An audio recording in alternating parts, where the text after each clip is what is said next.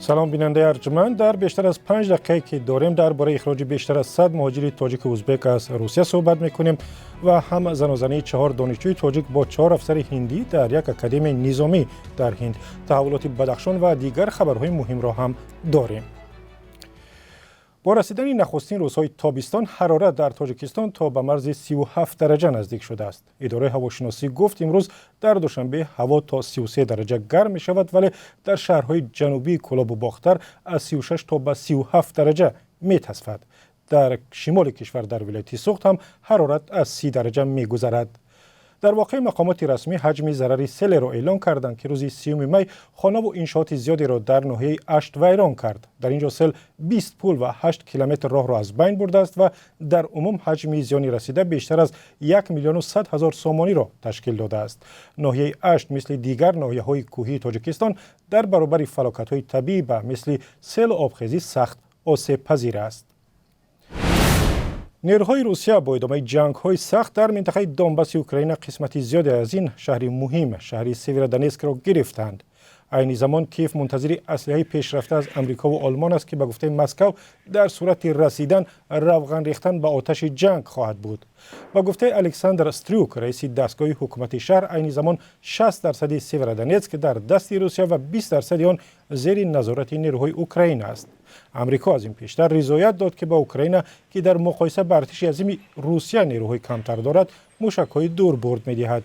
و دیگر اینکه تیم ملی اوکراین در رقابت برای راه یافتن به جام جهانی فوتبال یک قدم به مرحله اساسی بازی‌ها در قطر نزدیک شد. در رقابت شب یکم ایون فوتبال بازان اوکراین دسته شوتلند را با حساب 3-1 شکست دادند. مقامات رسمی در بدخشان میگویند در یک هفته اخیر در ولایت 4 نفر که به جنایت‌های گوناگون متهم شدند و در پیگرد قانونی بودند خود را اختیاراً به دست ماموران میلیسا سپردند.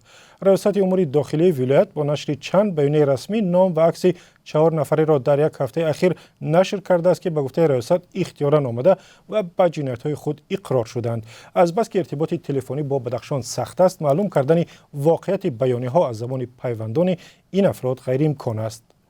از جمله ریاست نام میرزاشاه عینعلی شایف یک ساکن شهر خاروغ را نشر کرده است که به اوباشی متهم می شود و 4 سال باز در پیگرد قانونی قرار داشته است. عین زمان ریاست اعلام کرده است 2 ساکن بدخشان را که به جنایت‌های گوناگون متهم می شدند و اختیاری خود را به مقامات تسلیم کردند با نظرداشت این کارشان جزای سبک دادند. از جمله فیروز سید ابراهیموف را که به اوباشی گناهکار دانسته می شده است به 8 ماه زندان محکوم کردند و گل محمد بیگ محمدوف یک ساکن دیگری خاروغ را برای عین گناه جریمه بستند.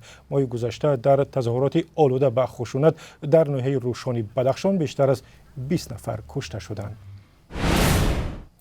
یک دادگاه نظامی هند 2 دانشجوی اکادمی نظامی دهرادون در این کشور را که به زناشویی با دانشجویان تاجیک گناهکار دانسته شده بودند عاری از گناه دانست و برای تحصیل به این دانشگاه برگردانید. نشریه هندی ایندین اکسپرس روز پنجشنبه خبر داد دینیش سینگ و سپاه دهرمیندر کومر اکنون حق دارند به اکادمی نظامی برگردند و برای افسر شدن تحصیلشان را ادامه دهند. مناقشه و زناشویی دانشجویان هندی با 4 دانشجوی تاجیک ماه ایونی سال 2021 رخ داده است و دانشجویان هندی گفتند که افسران آینده تاجیک اول در اتاق به آنها در افتاده و یکی را زخمی کردند. در گزارش همچنین آمده است دانشجویان تاجیک برخلاف قاعده‌های اکادمی نظامی در اتاقشان تلفن موبایل داشتند. درباره سرنوشت دانشجویان نظامی تاجیک چیزی گفته نشده است. وزارت دفاع تاجیکستان هم تا حال در این باره شرحی نداده است. حکومت هند سال‌هاست که در تربیت افسران و تقویت ارتش ملی به تاجیکستان کمک می‌کند. یک تحقیق در بین هزاران نفر در تاجیکستان نشان داده است که دیگر مردم مثل پیشینه تلویزیون‌های روسیه را زیاد تماشا نمی‌کنند چون جای آنها را کانال‌های فارسی و ازبکی تنگ کردند.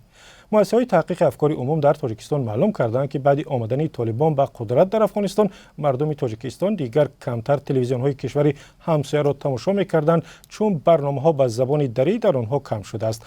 اما منبع اساسی دریافت خبر برای مردم تاجیکستان کدام رسانه‌ها هستند؟ در برنامه خبری رادیو آزادی که تا 3 ساعت دیگر تقدیم می‌شود گزارش مفصل را در این باره تقدیم می‌کنیم.